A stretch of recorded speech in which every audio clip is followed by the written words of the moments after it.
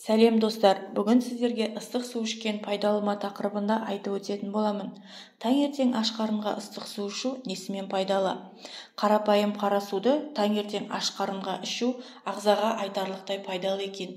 Егер сіз асқазанды және ішекті зиянды заттардан тазартып, жүдететін диеталарсыз-ақ арықтап, артериялық қысымыңызды реттегіңіз келсе, және теріні безеу мен майлы жылтырлардан арылтқыңыз келсе, аш қарынға ыстық су ішіңіз, және оның пайдасы айқын көріне бастайды. Гастренологтар судың осындай емдік қасиетін жақсы түсіндіреді. Олар ішек қабырғасына бір түннің ішінде ас қорытудың қалдықтары мен улы заттардың, шырыштың жиналып қалатынын анықтады.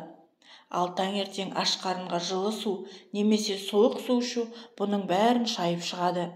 Нәтижесінде асқазан ішек жолдары төмендетіліп, өз жұмысын бастайды және тазартады.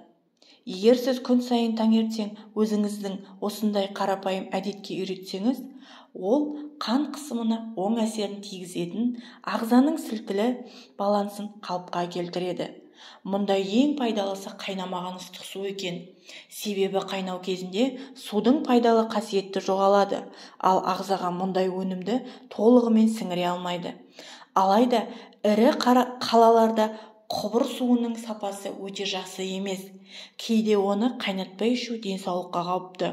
Мұндай жағдайда заманауи сүзгілер мен дүкендерде сатылатын ауыз суды қолдануға болады.